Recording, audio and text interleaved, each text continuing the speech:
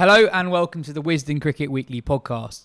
This episode is brought to you by Charles Tyrwhitt, pros in effortless menswear, whether you need a casual weekend look or sharp tailoring.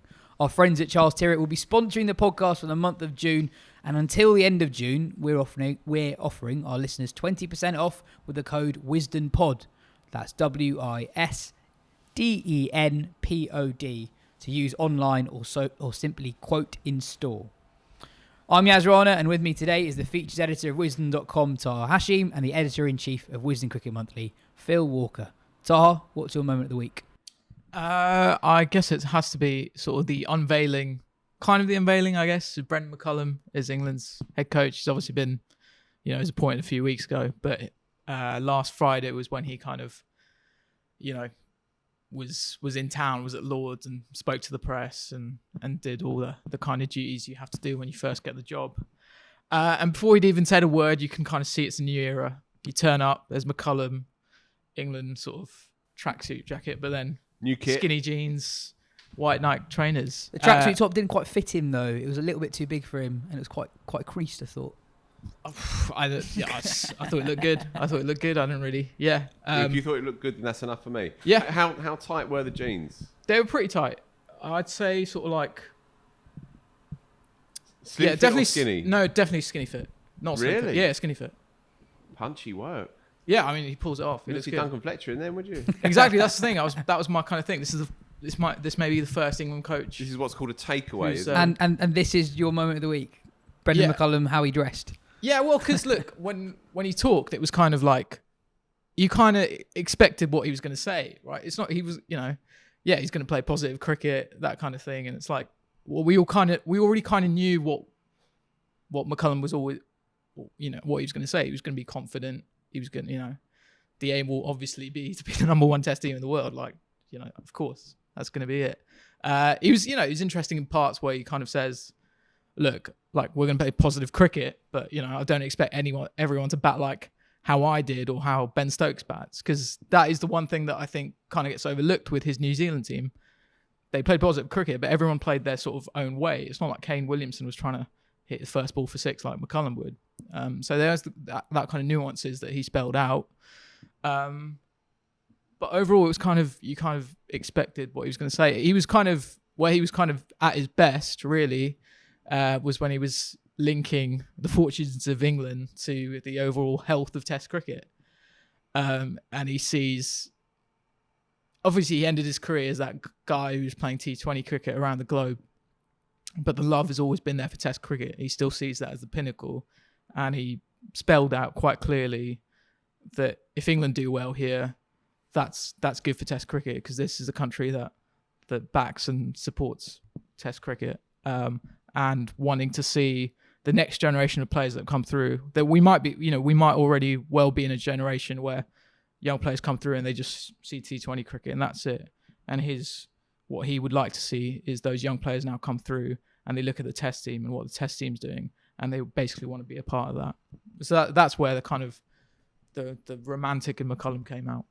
Well, as well as talking about young players coming through, he also talked about old players coming back, and he talked specifically about T20 players possibly coming back. And I'll read out a few interesting quotes that he gave to the Sunday papers. On Buttler, he said, Josh is one of those players you look at instantly and think, how could he be so dominant in one form of the game and not quite have found his feet other than a few fleeting performances in Test cricket? There's certainly guys you look at and think there's a lot of talent that could improve the side given the right opportunity. There's no reason why, if you're good at T20 cricket, you can't bring those skills into Test cricket. And you look at some of those guys who have dominated the IPL in the last 2 months. It's just a matter of trying to identify how they're going to do that. But my mentality is, if they're the best cricketers, why not have the conversation and see where they've got to? The Daily Mail since reported that Moeen has spoken to Brendon McCullum and is reportedly ready to make a comeback in Test cricket. I mean, there's a fair bit to unpack there. Andrew asks, does anyone on the panel have the energy to talk about potential Test recalls for Moeen and Rashid? Players coming in and out of retirement feels exhausting. Well, I'm willing to give it a go. For a couple of questions, Phil. One, is McCullum just being polite, and are we possibly reading too much in it? He just doesn't want to close the door on anyone. And then number two, if we're not reading too much into it, and a return for some of these guys is on the cards. Haven't we been here before with the Trevor Bayliss era and it didn't work out that well? It's the statement of intent, isn't it? It's saying this is year dot. We are starting afresh. We're starting from scratch. Nobody's off the table. No name is off the table. No red line has been put through anybody's reputation, and there's a sort of studious simplicity to what he says, and a no-nonsense approach, which I guess is consistent with saying that nobody is retired if they want to unretire themselves. The nuts and bolts of Moeen and Rashid, it seems to me that it's broadly unworkable, not least because of the schedule. And Adil Rashid hasn't bowled a red ball since probably the last game he played for England, I would imagine. He's certainly not bowled for Yorkshire, so he couldn't have bowled for anybody else. So he hasn't bowled a red ball for 2 or 3 years. Moeen doesn't play red ball cricket either, really. And so on the issue of those two in particular, it seems implausible. It seems like he is using those two stories as representative of a broader philosophy that doesn't rule anybody out.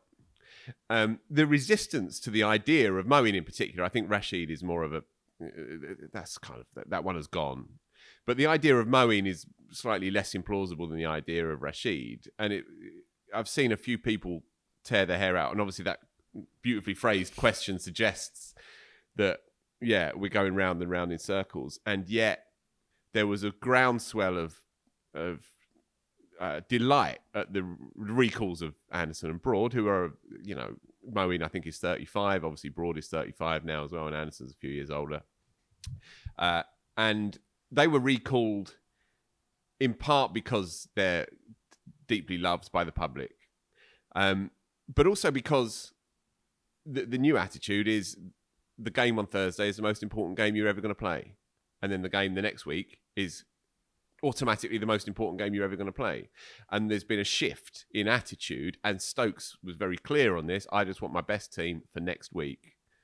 So therefore, if you are playing Jeopardy cricket matches, and each one is you convince yourself that each one is the biggest game, then your best off-spinning all-rounder comes into play.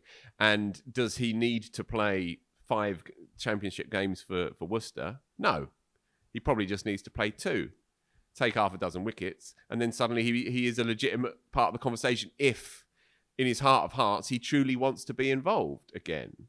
They go to Pakistan in October. It's not beyond the realms, is it, that Moeen Ali, who is probably feeling better about himself as a cricketer, having completed the package. He's like a minor icon now in Indian cricket, in IPL cricket. And he has a test record which is on the verge of being not a great one, but a very, very good one. He's already a very proud England cricketer, part of that World Cup winning side. It's not implausible that he comes back into the mix, I don't think. It's not totally ridiculous. It's a bit dispiriting because as you scan around, you'd like to think that you wouldn't go back to a 35-year-old retired off-spinning all-rounder.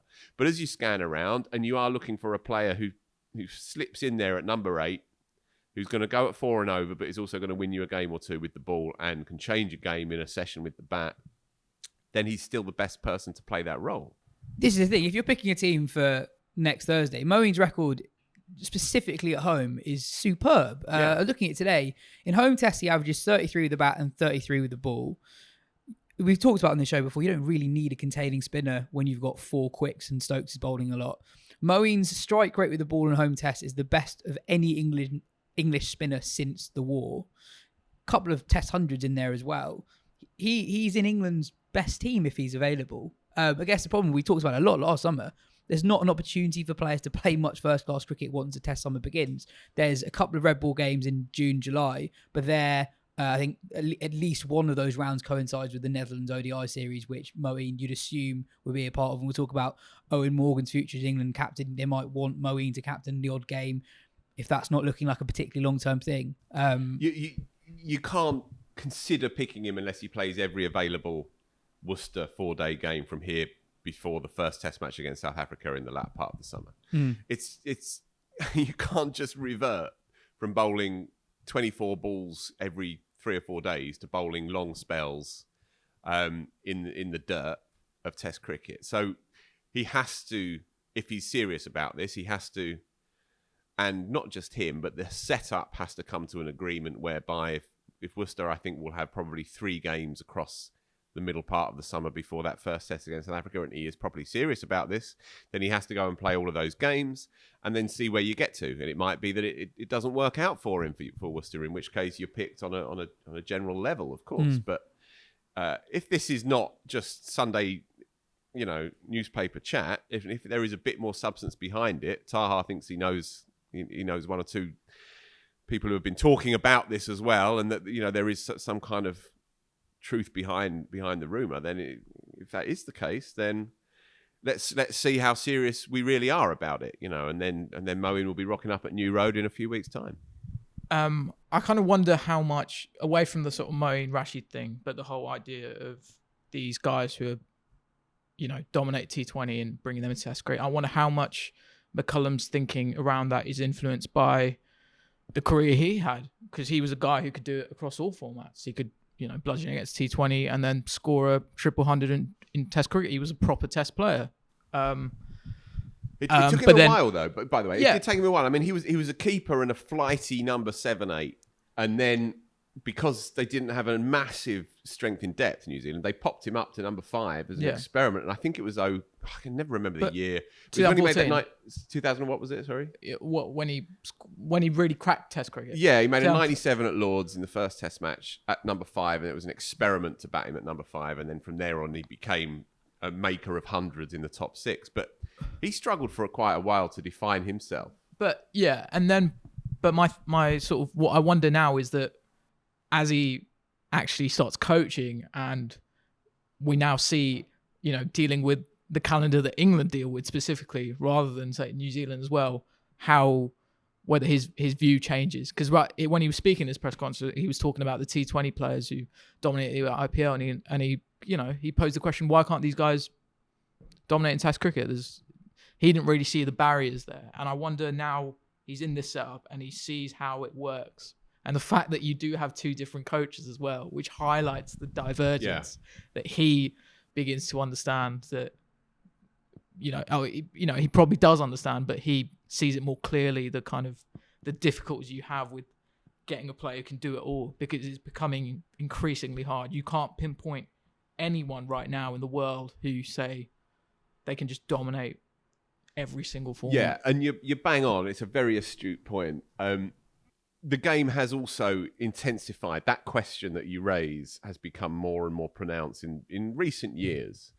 But funnily enough, if you are looking for somebody who did manage to combine those cultures, he's a pretty good example. He's a pretty peerless example, Brendon McCullum himself, who maintained a sort of integrity for Test cricket while also walking that very, very thin tightrope between personal advancement, quietly prioritising your IPL contract while not putting anybody's noses out of joint with New Zealand cricket. And he did that very effectively. So he will understand not just the physical requirements of shifting from format to format, but also the psychological challenges that come with that. So I think he will pull that off. He will have an understanding of that, albeit, as Taha rightly says, the equation is not quite as clear now as it was 7, 8, 9 years ago when McCullum was still, a very much a going concern in the world game. On Buttler, I don't want to get shot down again, but look, if he is rested, and he should be, I mean, he picked up literally 4 different checks yesterday afternoon watching the IPL finish. I mean, that is a man at ease in his own skin. He might not need it, but look, if he really, really wants it, and if he feels like with a new broom, he can step back into that team with nothing to prove, then there is undoubtedly still a Test cricketer in there. Undoubtedly. Sorry, just one last point. We were talking about Moeen there, and kind of all these guys who can't really play county championship stuff because they're playing all this white ball stuff. And this isn't to do with those guys who are already established international cricketers, but the more you have guys who come through playing a lot of white ball stuff and struggling to play county championship cricket, I really think it's more and more important that England line setup helps these guys. Like someone like Liam Livingstone, we talked about this kind of end of last year when Livingstone didn't get in that line squad for Australia. The line squad kind of, right now, it mainly looks like guys who get their rewards for a really good county championship season. I think there has to be that balance of guys who aren't able to play county championship, but you think they're a really good cricketer in there. Let's just give them a game in the lines and that kind of thing. That's where you can get someone like Livingstone playing red ball cricket. You know, it wouldn't be during the summer. It could be like off-season, a Lions tour somewhere. I know that there's always going to be another tournament somewhere that they could be playing, but that could be where England try and strike that balance. Absolutely. Phil, just on what you were saying about Buttler, we've talked about him a lot on this show as a test cricketer, and we kind of agree that his test record is better than people give him credit for. It's okay. It's just not as good as it could be. Exactly. The one thing I'd say is, though, I really hope he doesn't play a test match this summer. I think your points are valid, but we're struggling to fit Harry Brook into 11 at the moment, and I think Harry Brook deserves a shot before Jos Buttler deserves another shot at the moment, and I think that's broadly fair. Yeah, I can see that. They're not necessarily like for like. That's true. And 3 test matches, can still be quite a stretch. Yeah. In the positive and the negative. Johnny Bairstow 4 test matches ago wasn't really part of the equation. Now he's England's big banker in the middle order. Look, we shall see. So much of it comes down to his own volition, I think, with Buttler. Anyway, here's Butch's take on the possible test returns of Moeen and co this summer and beyond. But let's start with Brendon McCullum this week. He's bigged up the possibility of England's star white ball players who are not currently in the test setup either coming back or being brought into the test setup either now or sometime in the near future. The likes of Moeen, Buttler, and possibly even Rashid and Livingstone down the line. What do you make of that? It's a great idea. I'd be surprised if it wasn't one that his predecessors had at some point. Those guys, with the exception of the ones who haven't played before, like Livingstone, have kind of expressed a wish not to play the format anymore. If Baz McCullum has the powers of persuasion to turn those guys' views around the positions of their careers and how they see themselves as cricketers, then he is a bit of a genius, I suppose. But it's interesting. I suppose perhaps more from the point of view that it shows that McCullum is not writing anything off, or is kind of not a closed. There isn't some sort of closed shop around the England team. He wants the best players that he can possibly get available and playing, and he'll do anything that he can to try and make that happen. Whether or not he can do what other successive coaches have failed to be able to do in terms of persuading a lot of those guys mentioned to put themselves forward for Test match cricket again remains to be seen. I guess one of the problems with the schedule as it is there's very little first-class cricket once the Test summer actually begins. And England have got 7 Test matches this summer, and if things don't go that well, would you in principle be against the likes of Moeen and or Buttler ever coming back without actually playing that much first-class cricket, or do you think that's an essential thing to decide to do? I mean, it's not ideal. Simply from the point of view of maintaining the morale of the people who are playing first-class cricket. I mean, what's the point of Ben Compton, for example, or Josh Bohannon or Sam Robson and whatever, making loads of runs in first-class cricket, only to be overlooked for people who don't even bother to play it. I mean, that's kind of, you've got an existential crisis right there, haven't you? If that becomes the case, but I suppose again you have to be slightly pragmatic. It's coming into our system, which is in kind of disarray at the moment in terms of the way that the schedule's worked out and what the priorities are in terms of the first class system and so it could be that you end up in a situation where you desperately need an off-spinning all-rounder in Moeen Ali or we get a very dry second half of the summer, and England needs to play two spinners, and Adil Rashid happens to be a better option than Matt Parkinson, though how we would know that, given that he's not played yet. So I think, again, I'm taking it all with a slight pinch of salt, in that basically, that reading between the lines, what he's saying is that nobody is ruled out until they are absolutely 100%, until he's asked them the question and they've looked him in the eye and said, sorry, mate, I'm not changing my mind. Then he's keeping his options very much open. New Zealand lost to the County Select 11 this week, a team with 10 uncapped players, captained by Dom Sibley. Can we read too much into the results of warm-up games? I mean, two things. This one is, first of all, you don't get many warm-up games anymore. And two, you don't get many warm-up games actually being streamed ball by ball. So, sometimes you can look at a scorecard and someone's not had a great day, but you don't actually know that because you've not watched it. Whereas this, you could actually watch it and be like, oh, so-and-so's not had a good game in the ball, so-and-so's not had a good game in the bat. Can you make too much out of warm-up game results? I guess the issue really is that the New Zealanders would be able to turn around and say, well, look, we bowled 9 bowlers in the second innings, and we had people flying back in from the IPL halfway through the game. I don't think there's much you can read into the result itself. I suppose there are they're not crumbs of comfort, but they're definitely signs of encouragement for England, in that Kane Williamson, who seemed to have a really miserable time of it in the IPL, has come over and made a duck. He hasn't had the chance to kind of get any time in the middle. That's a plus. Jamie Porter's dismantling of New Zealand's batting lineup in the second half would gives James Anderson and Stuart Broad an enormous amount of comfort, in that, a seam bowler, a very typical English seam bowler, no great pace or whatever, has been able to knock them over for very few in their second innings.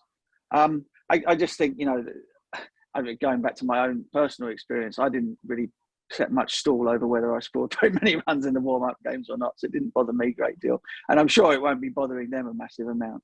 But it does go to highlight just how daft scheduling, how difficult scheduling is. Sorry, probably not daft, but how difficult scheduling is, given that the New Zealanders would have loved to have had a couple of first-class games, I'm sure of it, and in the end they ended up with a bizarre hodgepodge of a warm-up match, which they tried to give every single one. How many guys have they got in their squad over here? 18 or something? They tried to give virtually everybody a run out at some point during it, and so you can't really read too much into them losing the game, I'm afraid. But England, the England side, or the county select 11, these guys are all battle hardened, having had 5-6 weeks of non-stop first-class cricket. So they're all in nick. They're in sync with the conditions, and they played bloody well. And well done to them. Well done to Ben Compton. Well done to Jamie Porter. I guess it's a sign slightly of how disrupted New Zealand's prep has been. They had a warm-up game against Sussex, and quite a few players had COVID, so they didn't play that. And as you say, players flying in from the IPL for this one. So just finally, Butch, how do you see the series going? Given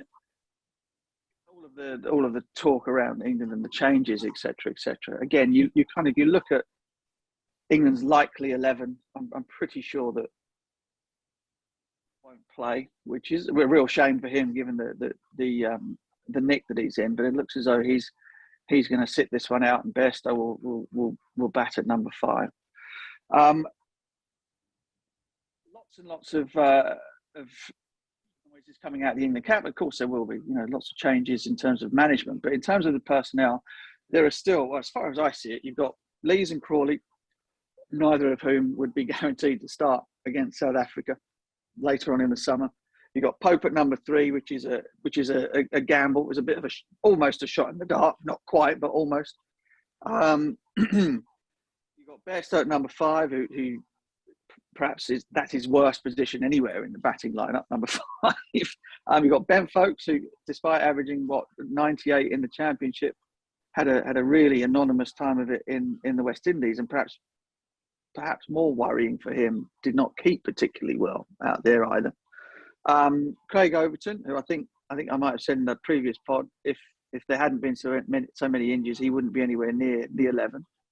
And then you've got Broad, Leach, Anderson, who are all, Stokes' route who are all sort of, guaranteed to be in the lineup at the moment. So I reckon England have got 6 or 7 players in this 11 in the first Test match who are kind of, hanging in there, or trying desperately to make a place their own. Whereas you look at New Zealand side, they're very settled. They've got 1 or 2 issues of their own. Williamson, they've got a lot of openers and guys they're mixing and matching with in terms of their middle order. But other than that, even if Trent Boult doesn't make it to play in that first, they have got an embarrassment of riches to pick from, and should be too strong for this England team at the moment. And I don't think that there's any sort of hyperbole in saying that. I think you've got, world Test champions versus a side who are 1 from 17.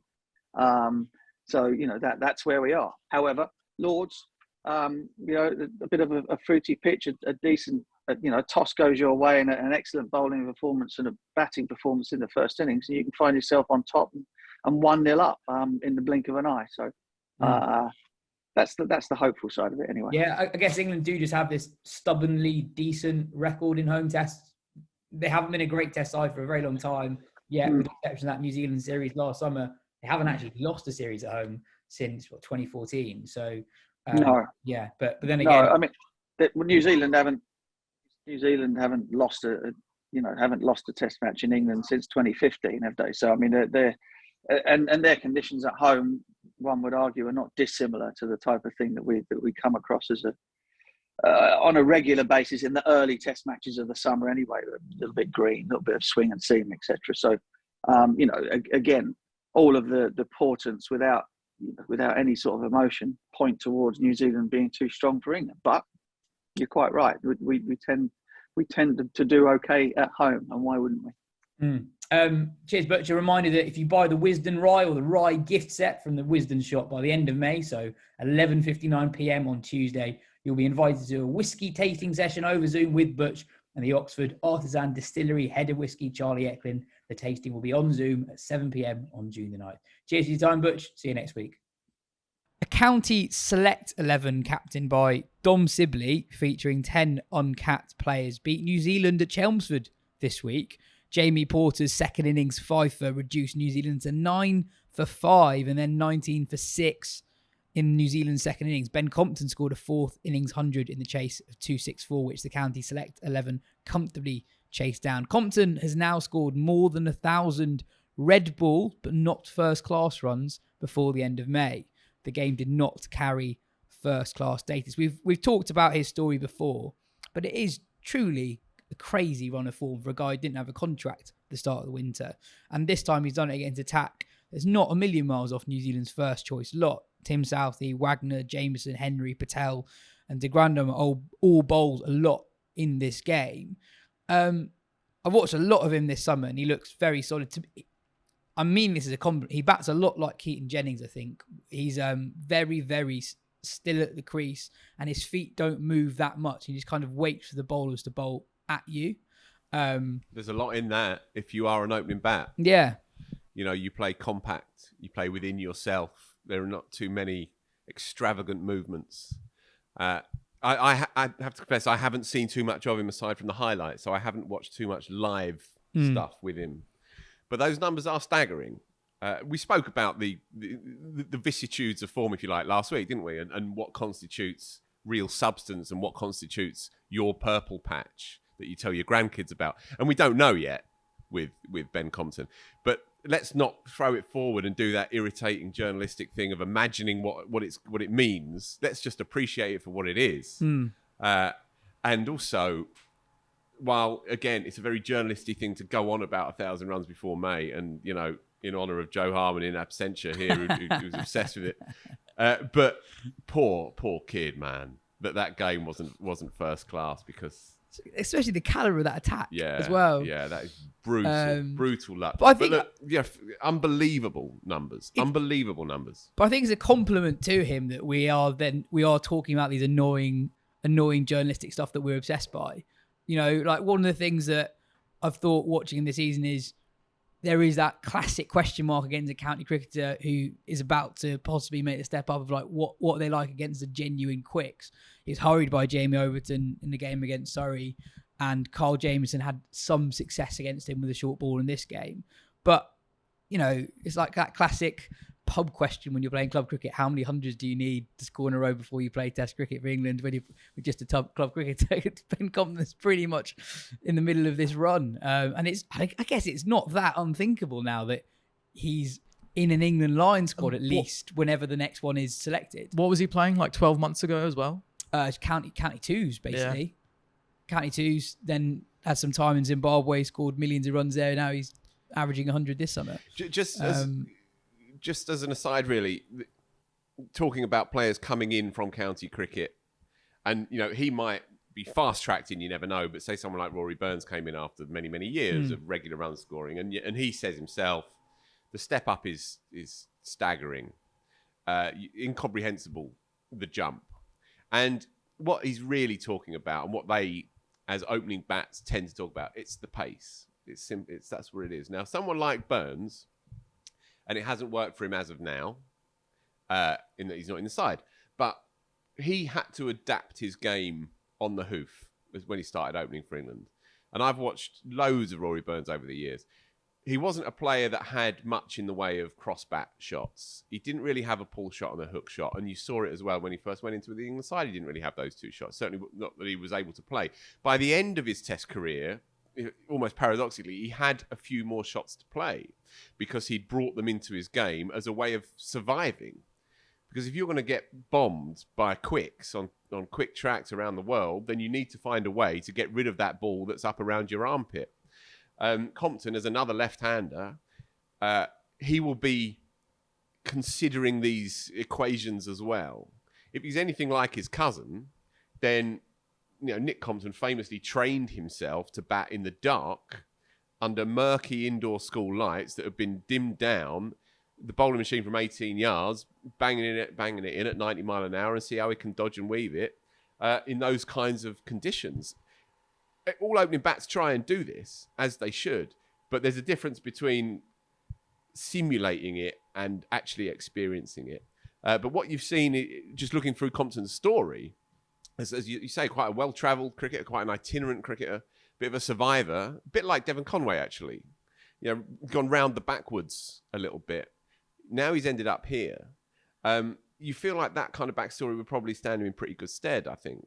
And while I admit, as I say, I haven't seen too much of him aside from highlights, if he were to be brought into an England setup at some point, then like with all these openers, you have to give them at least a dozen Test matches just to acclimatise to the difference of what it is.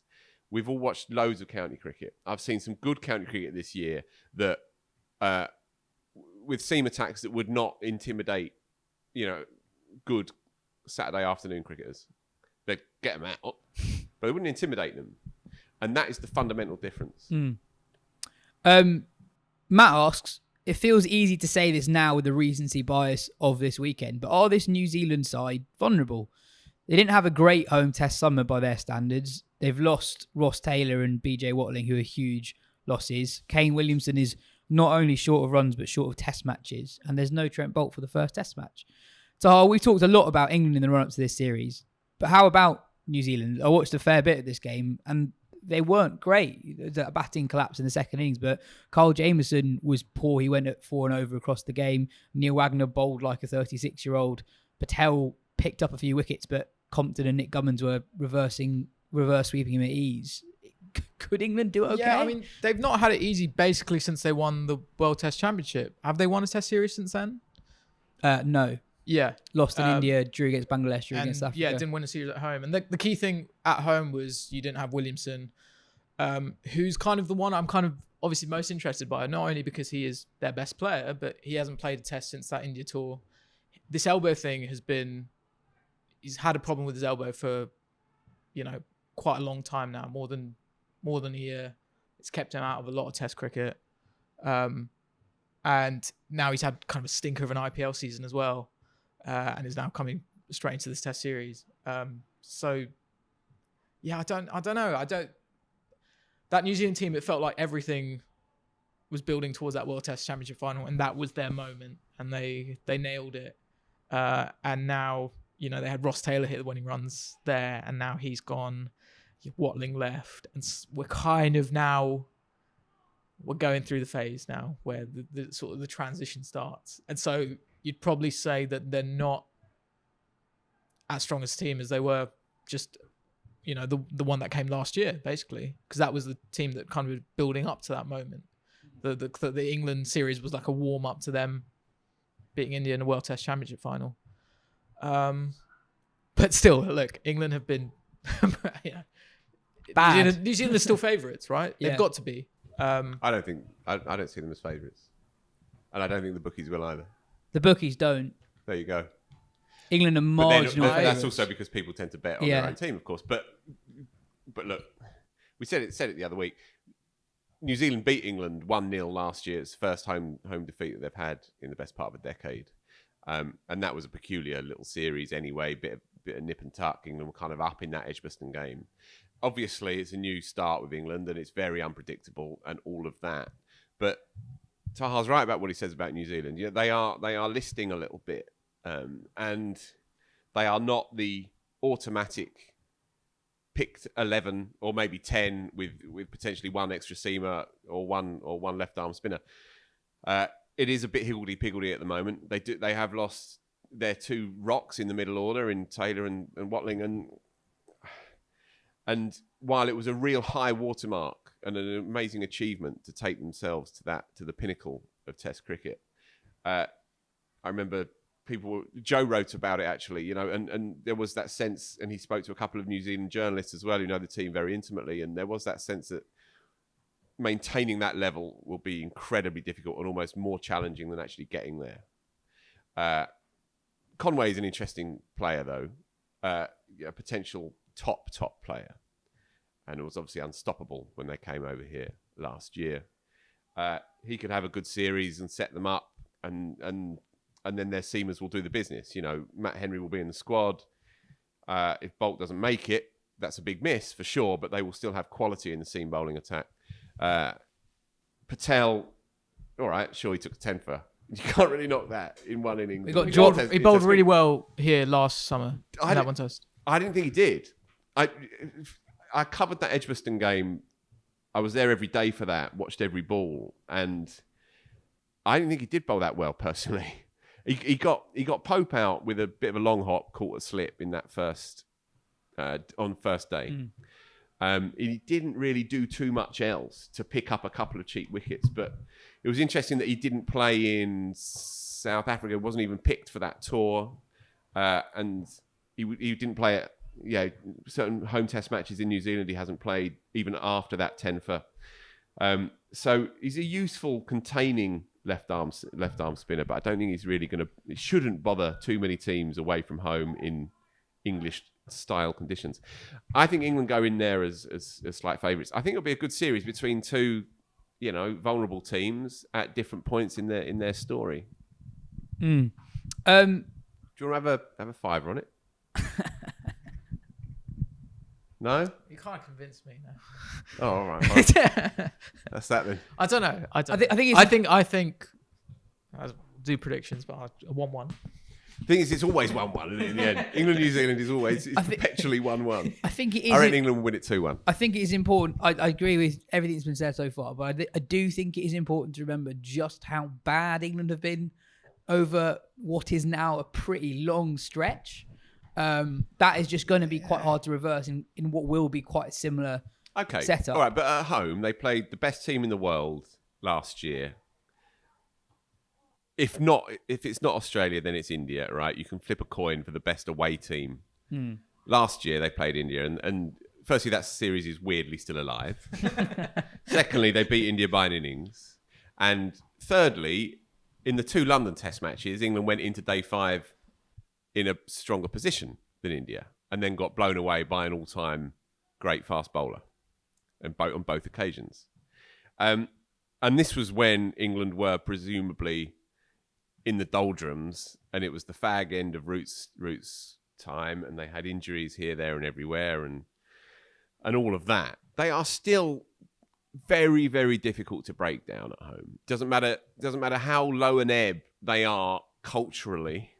I completely agree. I just think that England will have. I think England are more than capable of having two absolute shockers with the bat out of 6 innings, and that's the series. Oh yeah, I mean that's Like, yeah, that's a given. But I think it will be a kind of a ding dong sort of battle. I think England's seamers will have days out as well.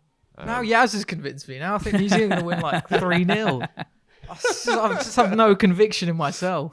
Simon asked, "What?" I think England will win at Lords. I think New Zealand are undercooked. Yeah. I think their best player is obviously coming off the back of some bad form, really bad form. Albeit he always makes 100 at Lords, Kane Williamson. But I think England will win at Lords. I think the momentum is with them. I think the buzz is with them, and I think Is the momentum with England? Well, they've got the kind of What? like How? well, because so much of it is up top, isn't it? So much of it is the perception of a new start. Everybody is refreshed. Root will be desperate to make runs.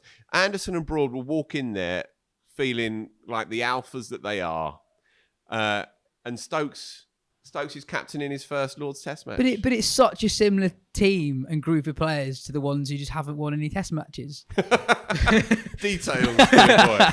Details. I could see a sort of just like honeymoon bounce. Okay, new manager bounce. Yeah, 1-1. Excellent. Simon asked, "Why haven't England had a warm-up game playing T20s as warm-up cricket?" ? Yeah. It's the modern way, isn't it? Yeah. Yeah, it is. It's unsatisfying, but this is the nature of the beast. I was watching the Surrey Blast game here, and Ollie Pope came out at 3, and I was watching with a friend who's very much invested in the fortunes of England's Test side, and he was just like, "Just want Pope to play straight in the V, just leave a few, nothing." And then he tries to ramp the spinner, but yeah. Yeah, and I think I saw him range hitting here last week. Sorry, I thought it was a deeply vulgar experience. You're England's number 3. What the hell are you doing? I think he gave an interview last week where he was talking about how he still faces more red balls than white balls in the nets when he's preparing for T20 cricket. So, I know. I think that players are just so used to switching between formats these days that... Can I ask you a question? Yes. Assuming that Folkes is keeping wicket at 7, has that actually been officially announced? It hasn't, right? But, okay, theoretically, assuming that Folkes is keeping at 7, who do you, Yaz Rana, bat at 5, Brooke, or the IPL's Johnny Bairstow? Oh, I mean, so for me, starting point is Harry Brooke has to play. Like, just thinking not just for the form he's in, but also if you've got a player who's this talented, you want to give them the best possible opportunity of succeeding early on and giving them confidence in international cricket. So he plays.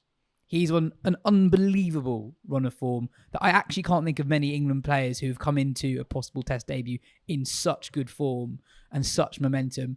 And I think doing so well in the PSL, different formats, sure, at such a young age, I think will give him confidence that he can succeed at a level that is above the levels that he's been at before.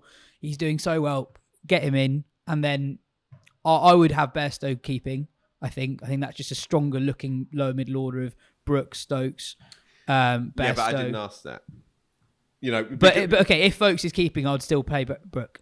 Okay, you? Yeah, I'd play Brooke. Irrespective of so again, Folkes keeping.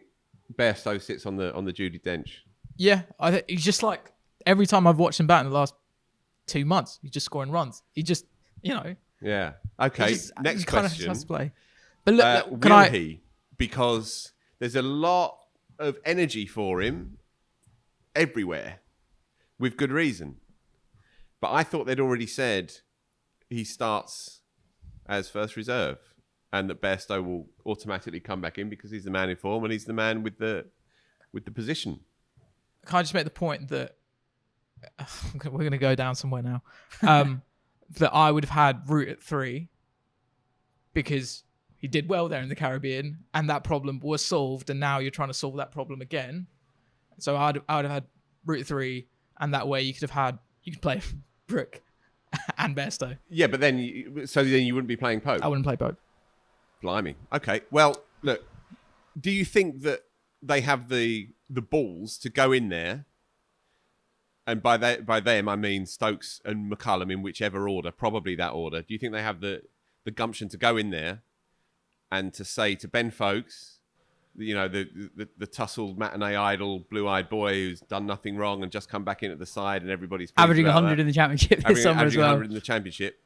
Do they go and say to him, "You're not keeping"? Bairstow's keeping, or do they go in there and say to Bairstow, who 200 is his last 4 tests, be a slightly tricky person to manage at times, but is absolutely in the sweet spot of Test cricket at the moment and is reborn as a Test match player? Do they go to him and say, "You're not playing either, mate," or either? All to play this lad who hasn't yet featured, who's really just getting going in his career. If they do, it's one hell of a statement. I don't think that's going to happen personally. Yeah, so I don't think it will happen either. I think Brooke sits on the bench. Do you remember Stokes' first test as captain? Drops to abroad. He's not afraid to make that big call, and so it's not out of the question that he can make another big call, right? It's not out of the question. I'd just be surprised to see it. And the burble of criticism that hasn't yet come out in direction of him and McCullum, it will all start on Thursday morning. Whatever decisions they make. Exactly. I was going to say exactly that. Whatever decision they make. Three doesn't go into 2, and people will be up in arms at any of those eventualities. Either you're dropping the best young player around, you're dropping the man in form, or you're dropping the blue-eyed keeper, world-class keeper. Taha, 4 out of Leach, Overton, Anderson, Broad and Potts will play. Which one will you leave out? Man, I might leave out Broad. You can tell that he's thought deeply about this. No, okay, because I don't want to be that guy who's like, oh no, you need to have a strong back support at number 8, and get Overton in just because of that. But then I am being that guy, and then that way I want Anderson in. Just very much like that, you've convinced me on the Potts angle, and he just looks good, and I want a spinner. So that means I have to leave out Broad. Phil? I need to look at the stats. I look at who bowls well at Lords. Seems dominated at Lords. It's the first Test match of the summer. It's going to be quite an overcast build up to the week. It's going to be a bit of rain around in London in the early part of the week. If they don't pick Leach, I can well understand that. Especially with Root no longer obviously saddled with the big job, can come in there and bowl some very useful fill-in overs. I don't think a left-arm spinner of any quality really is going to change the direction of a Lord's Test match in, last week in May, first week in June, really. Equally, there's a sameness to England's right arm medium fast medium attack that would certainly give the impression of being slightly more versatile if they did have a slow bowler in there. I'm not sitting on the fence. I mean, unless it is raging sunshine and the promise of 5 days of baking sun on that pitch, then I would probably leave Leach on the sidelines. I'd certainly want to look at Potts. That to me is a no-brainer, and also he can bat a little bit, so the number 8 issue is not a non-issue for sure, but it can be alleviated a bit. I think he's more a 9. Sure, really, he is, yeah. But I don't think Overton has to play because he's useful with the bat number 8. I think you pick your best 4 bowlers for the conditions, and if it's a longer tail than normal, then so be it. But yeah, Potts for me is a definite. Broad and Anderson, look, for PR purposes as much as anything else. You imagine if you left them out. I think those 3 for sure. And to me, it's a toss up between Leach and Overton, but I'd probably lean just towards Overton, who's again, as ever in England, he's been extremely effective again this year. It would be so funny if they left out Broad. Taha, the T20 Blast kicked off this week. The Roses game was very good. An incredibly strong Yorkshire side, in particular on paper.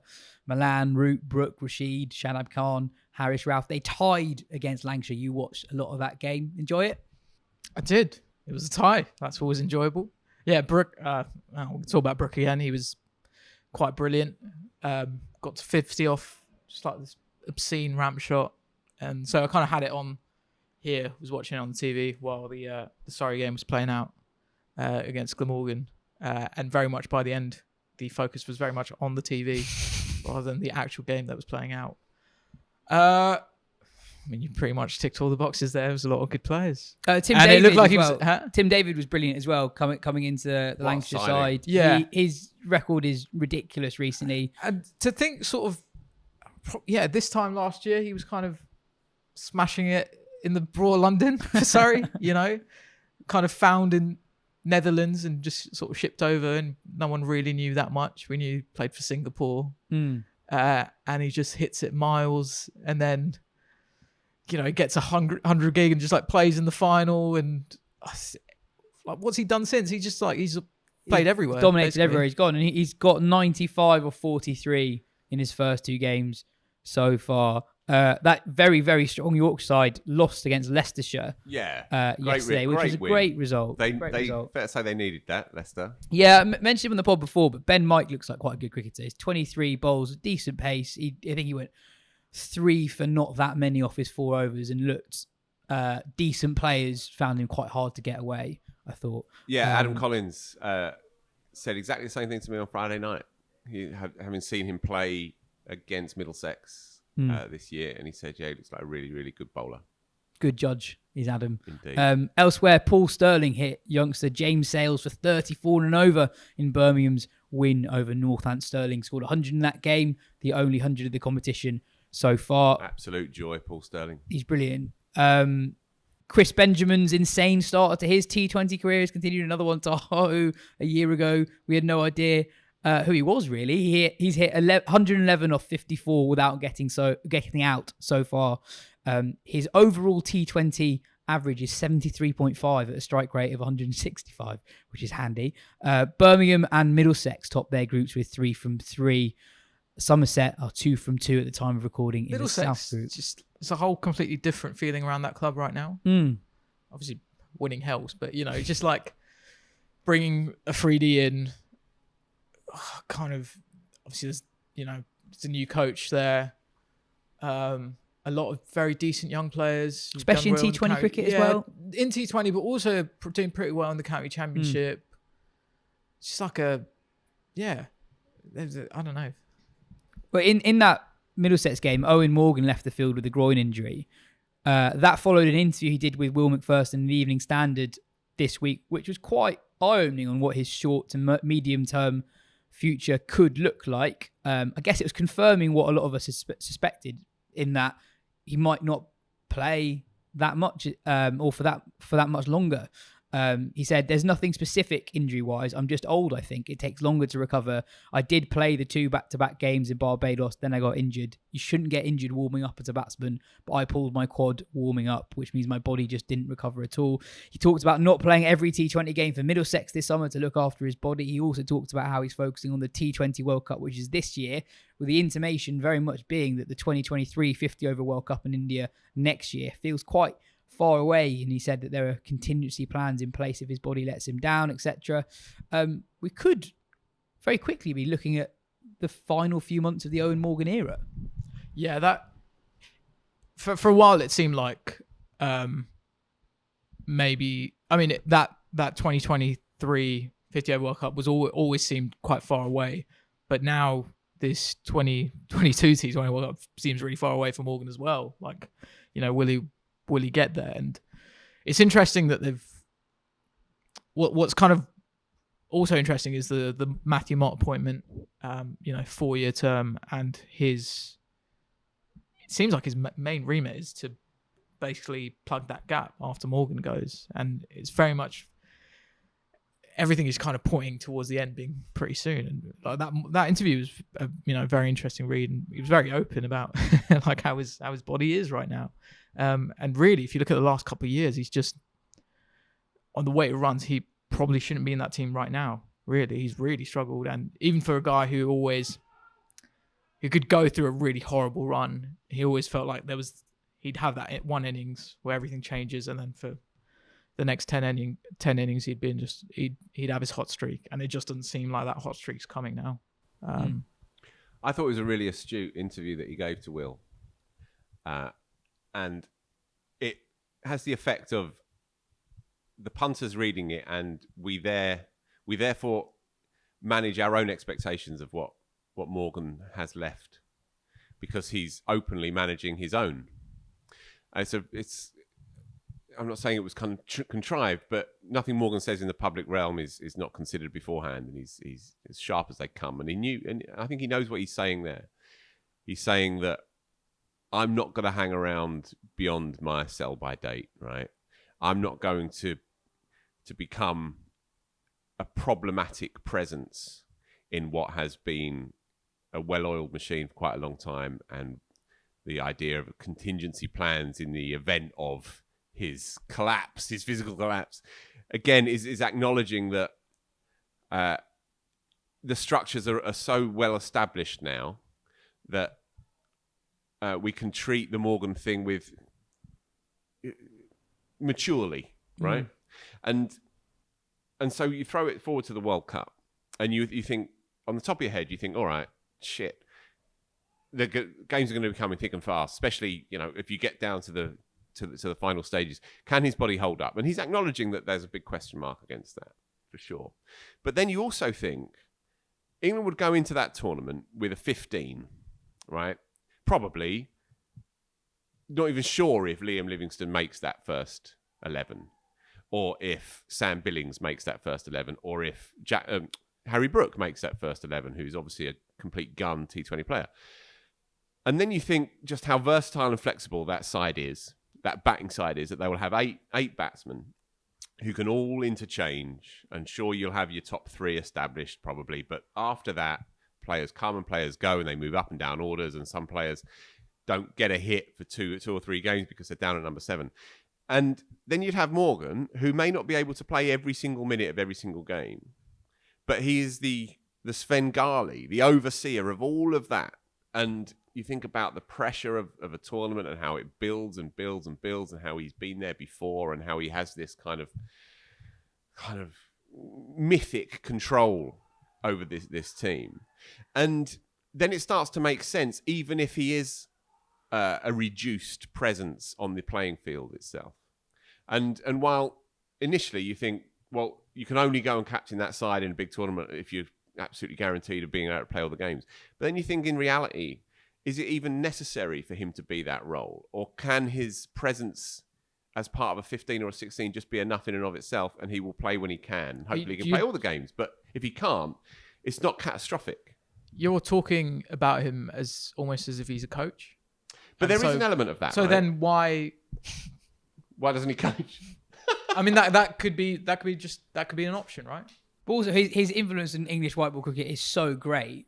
I don't actually think his presence is needed on the field as much as it did in 2015 anymore. Like, Josh Buttler is, we've all said that Matthew Mott's job is to oversee the transition from Morgan to probably Buttler. But the transition started 6 years ago when Buttler captained in Bangladesh. Buttler is so clearly the next man who's going to take that job. He is one of the best white ball cricketers of all time, who has played so much white ball cricket, IPL legend now as well. That's not actually that difficult a transition, right? That's one of the simplest jobs you could ask for, really. Yeah. Beware of throwing it too far forward. You never know. But it all looks... There's a sense of completion if Morgan was to take the side to Australia in October. And the 2023 World Cup, naturally the ego will be saying, can I get there? But to win that one, you need to play 11 games of 100 over cricket. That is a big, big ask. And he said specifically... For someone who will be what? He'll be 37 And he said specifically with the T20 World Cup that the games they don't actually come that thick and fast in a T20 World Cup. So compared to like the Blast, where you have 2 games in 3 days, that doesn't really happen at the T20 World Cup. So that is physically more manageable than a lot of the cricket he has before then, including international bilateral series. He's 36 in September.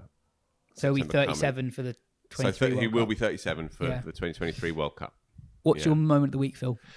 It's a bit of a cheat, actually, because I interviewed Mark Wallace, who's the director of cricket at Glamorgan, and a fine cricketer in his day, brilliant wicketkeeper. Played a million games for them. Yeah.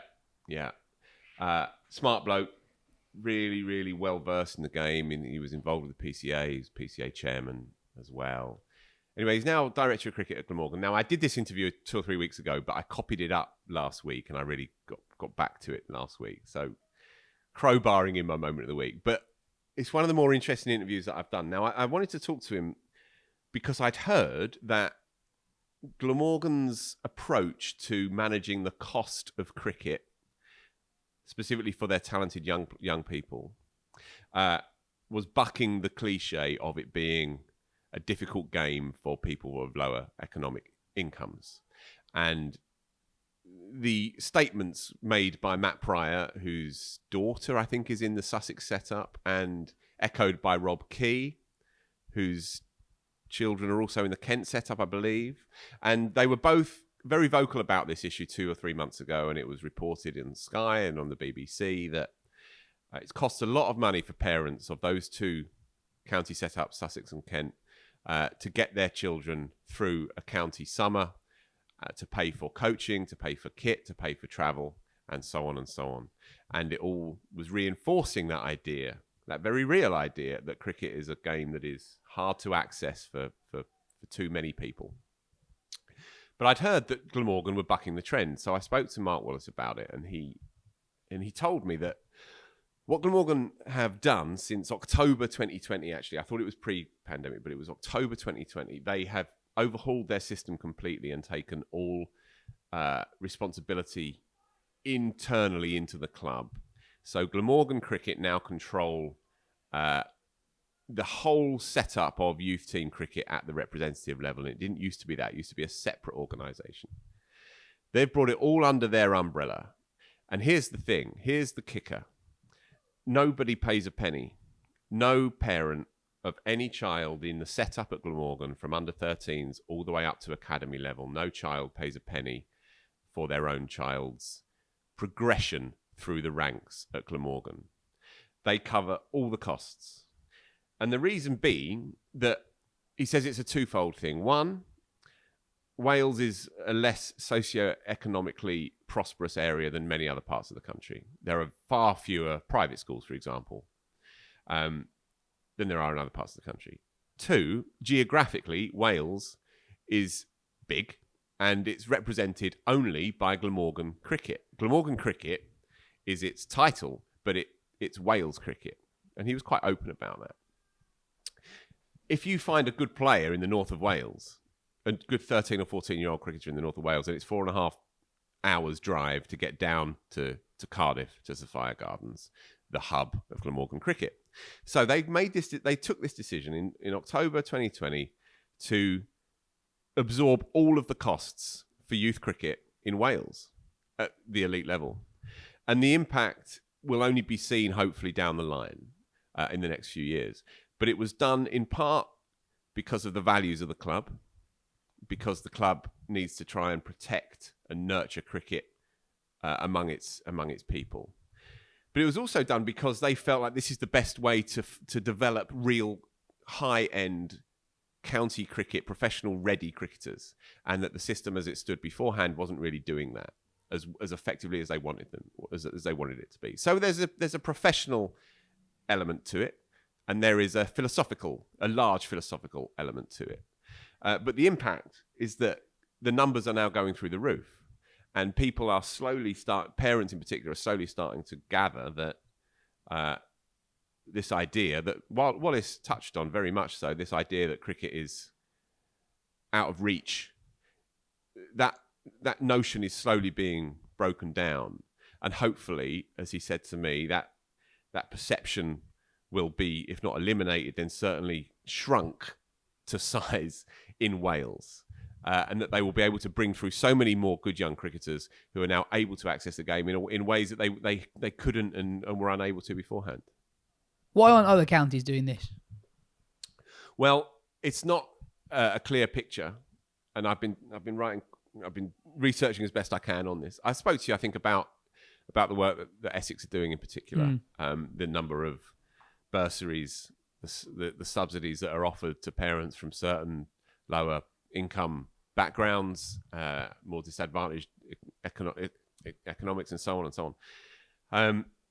And other counties are, without naming them, are maybe less switched on to these challenges. And in part, it's a reflection of the socioeconomic realities of that region.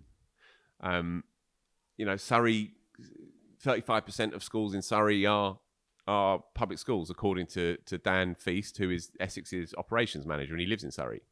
The number of private schools or public schools, whatever you want to call them, in Wales, as Wallace says, is dramatically lower per head than in many other parts of the country, especially in the south. So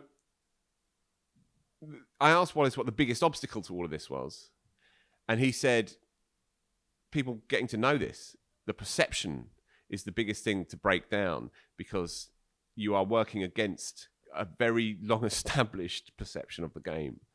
That's what they're working against. That's what they're trying to wrestle with. And the more that these kinds of stories can get out and be reported in the press, the more perhaps that conversation can be advanced, and then other counties can consider, and I'm not saying that most of them aren't, but Glamorgan are the most well-established and the most radical. And hopefully other counties will be taking note. Well, good on Glamorgan. The IPL finished this week. The Gujarat Titans emerged victorious in their first ever tournament. Hardik Pandya took 3 for 17 off his 4 overs in the final. He has now won the competition 5 times. We've not given the IPL a huge amount of love over the last couple of months, I think it's fair to say on this show, but I have genuinely really enjoyed the playoffs. I think the IPL, more than most other sporting competitions, is so much more positively influenced by the crowd and the energy around the games, and having the full crowds for the playoffs was amazing. It gives it a bit of soul. Exactly. Which, when they were playing the UAE to no one, the sort of commercialism of it really, it's right in your face. And it's still always going to be right in your face. Yeah. Sponsors' names are getting screamed out on commentary, and that, they Every try and 30 fit it seconds. in quite organically, and sometimes it comes off well, and sometimes it really doesn't come off well. But when there's, that many people watching a game of cricket and enjoying it, it makes you feel a bit better about the whole thing. And yeah, 100,000 people screaming when Shubman Gill hits the winning 6 yesterday was pretty special. Elsewhere in the IPL, Butler scored another 100. He's 4th of the competition. No one has ever scored more hundreds in a single IPL than Butler. But Taha, you had a really good stat about Kohli's 2016 IPL. Which so I was looking, because I knew that Butler had finished, still hadn't beaten Kohli's mark of the most runs in an IPL season. But my inkling was that, he's probably done it at a better strike rate. He hadn't. Kohli did it at 151, and I think Butler did it at 149. Just kind of because of what Kohli's, been through in the last couple of years with his form. There were times where you kind of forgot just how good he was. And it's a positive thing, right? Is it that a new franchise wins it? I don't know. I honestly don't know. Is it? So I don't know either. I guess. Do you want to see more teams in the IPL? No, you cannot have more. Well, you cannot have more. You absolutely cannot have more from a viewing point of view. I wonder if a new team winning it has an influence on that. Yeah, possibly. I mean, it's good for sporting integrity on the one hand, that the dominant teams are no longer dominant. Mumbai Indians finished bottom, I believe, and Chennai were down there, albeit they were down there last year as well. Yeah. They won it last year. The year before. Yeah, when they were Dad's Army side. Yeah.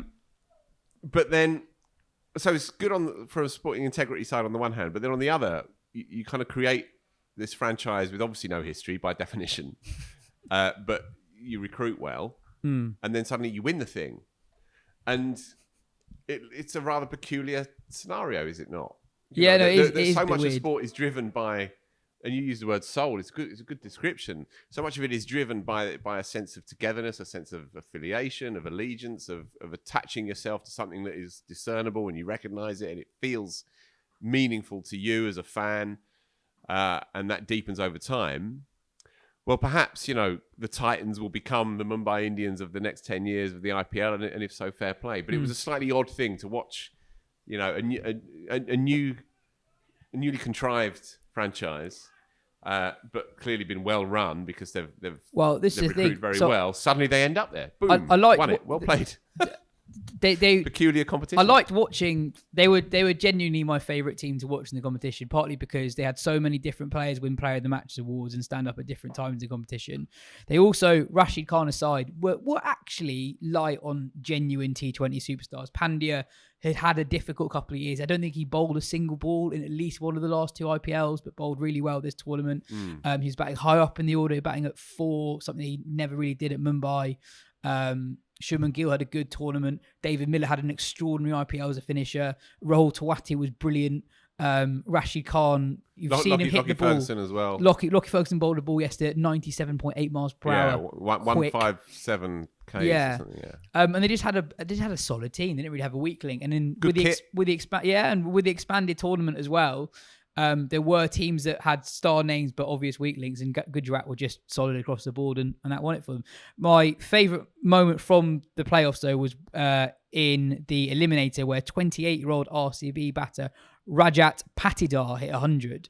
He was unsigned at the auction and only came into the tournament as an injury replacement at base price. So pretty extraordinary turnaround for him. He'd only played a handful of games in the IPL before, like 4 games in 2021. So and this is one of the great charms of the tournament. This is what they do, and it's played out across Indian media as well. I mean, films are made of it, and documentaries appear on Netflix and so on. But this idea that you can be transformed, you can become iconic almost overnight.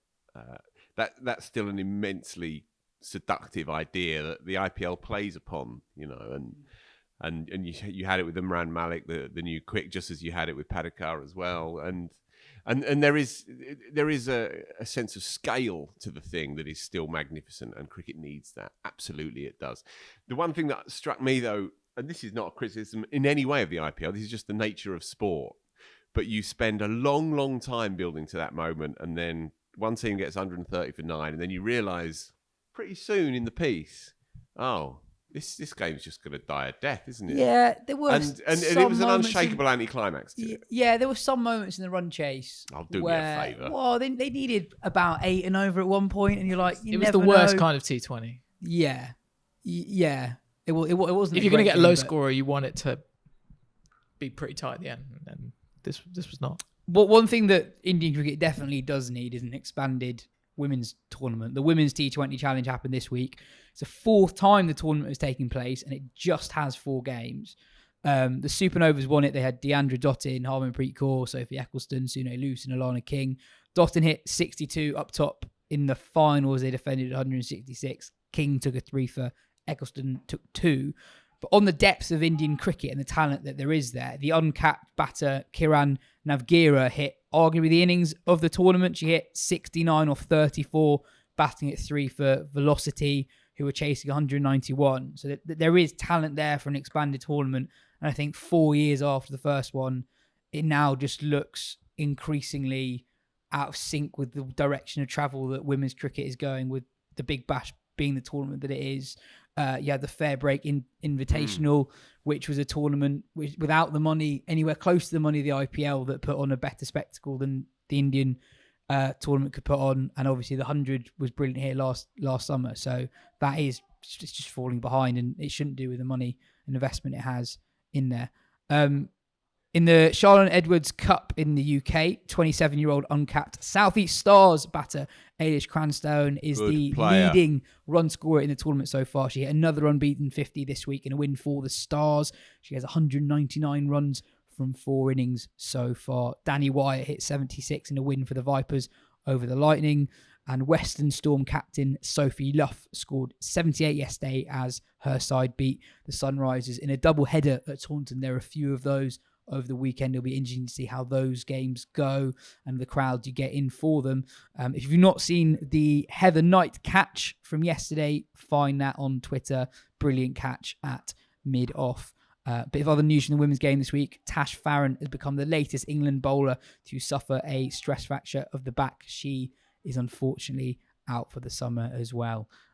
Elsewhere in the international game, Sri Lanka beat Bangladesh in the match that was happening as we recorded last week's show. The seamer Asitha Fernando took 6 for 51 to help bowl Bangladesh out for 169 in the third innings, and Sri Lanka won by 10 wickets, giving Chris Silverwood a winning start to his 10-year as Sri Lanka coach. There is an interview with Chris Silverwood on Wisden.com with Tawhid Qureshi that is it's a good read. It gives an interesting perspective to how Silverwood looks back on his time as England coach. So I would recommend I haven't read that. I'll check that out. Would recommend giving that a read. Proper win, that. Yeah, really good. Yeah, very, very few teams, admittedly the West Indies did it last year, but very few teams go to Bangladesh and win Test series out there. And also their seamers doing it as well. Yeah. And Kamara... Fernando. No, I'm thinking of, the lad at the IPL, the real quick. What's his name? Chimera. And Chimera, who's properly fast at the IPL, to come back into that setup as well at some point. So I think we've said this a few times about Sri Lankan cricket. It's been in the doldrums, but certainly, across the board in all formats, to be honest. And obviously there's all kinds of concerning things happening off the pitch as well in Sri Lankan life. But there are shoots of recovery definitely in their test side, and it's good to see. A couple of things to finish off the show. Ricky Clark might have retired from first-class cricket last year, but he's still in the runs. Clark scored 229 off 109 balls playing for Shrewton Cricket Club against South Wilts' third 11. And it's fair to say the reaction has kind of been split down the middle, really, on Clark's innings and his involvement in a game this low in the Hampshire Cricket League. So this is effectively in the 6th tier of Hampshire cricket. A lot of his former teammates have defended him, saying this is good, that it's good experience for the youngsters having an ex-pro involved. But there's something a bit off. What were the figures? 229 off 109, 16 fours and 22 sixes, strike rate 210. They won, by the way. Got to fill your boots. That's Clark's third game this season, and in fairness, in his first 2 games, he scored 14 and 14. So he's 22 sixes. Yeah, 22 sixes in 109 balls. So it's interesting. It's probably not just loyalty among thieves, if you like, that ex-pros and ex-teammates are backing him up. It's also that attitude, I guess. I remember Langer always saying, if I'm playing a benefit game, I'm getting 100. Runs are runs. And and I guess it comes from a similar sort of place, to kind of standard sort of middling idiots like ourselves who have a thrash around on a Saturday afternoon. It looks a little bit absurd, sure. But I guess, if you have dedicated your life to runs and wickets, for better or for worse, also, for richer or for poorer. Part of the justification for it from that's the why ex-pros. he's punked it on Twitter, clearly. Look at me, mate. I've still got it. Part of the justification from the ex-pros was like, yeah, but great experience for the opposition. Really? Yeah. Is it definitely like you're playing Saturday cricket, you kind of want to win, and you turn up and you see a bloke who plays for England who was playing, for the Surrey County First 11 last year, and he's playing against South Wilts' thirds. I think, I don't know. I'm not crazy about it myself, all I'd say. Clark has also said that he's actually put a lot of time and effort in with the club over the winter, etc. He does a lot of the gets very hands-on, let's say, with the club. So he's got an attachment with the club, and he sees it as he's helping them out. But yeah, I'm not crazy about an ex-pro playing in the 6th tier. There's another club game this weekend that we're going to talk about. My club had a tie. Hey, here we go. The Taha and Phil Sutton looked very disinterested, but it was an amazing game. 240 played 240. Who was? Were you in the field or with the bat? Second half. Bat the second half. So okay. We needed 8 to win off the last over. Numbers 10 and 11 in. That's you, isn't it? I was 11. I missed the first ball. Single off the first. Off the second. Single off the second ball. Then the number 10 hits. 2 down to long on. 2 down to long on. Which left. You're scampering back to the non-strikers, aren't you? Yeah. Did you get the slide out? At any point? Well, in a bit. 3 off 2 needed. Then it was a wide, 2 off 2, dot. Then off the last ball, number 10 Callum tried to ramp him. Idiots. No, if there was no one at fine leg. And he missed it, and we scampered a single through to the keeper. Look, great game. Cricket's the winner, but you've blown it. You've blown 8 it. off the last over when it's 10-11. 2 from 2. You've blown it. 7 You off know it as 4. well as 7 I off do. 4. 10-11. 2 from 2. You've blown it.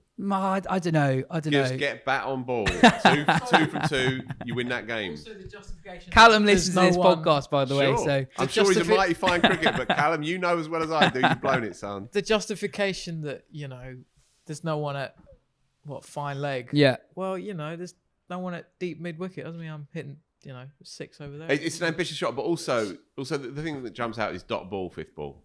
Dot ball, 5th ball. Whoa. What's happened there, well, Cal? you missed it. Don't miss it. Just get something on it. You're already in. You've creamed the cup up too long on. I think Get it's the something on first. it. Kick it. I think it's the first time I've Head ever it. been involved in a tied game, and I didn't know how to feel. Like normally, win or lose a close game, there is some kind of emotional release. Like if you win it, you go crazy. If you lose it, you're dejected. And this was like, what am I supposed to feel? And we're like, it took me about 45 minutes to realise that was a good game. There you That was go. a really good There you game. go. The old metaphor for life thing coming out again. Our opener, Rivers King, All right, played I mean, the we don't need most to go through the whole amazing, scorecard here, do we? amazing innings I've ever seen. I think in a game that I played in, 98 of 110. Anyway, that is all we have time for on this show. Right. Cheers, Phil. Cheers, Taha. This has been the Wisden Cricket Weekly Podcast, brought to you by Charles Tyrwhitt. We'll see you next week.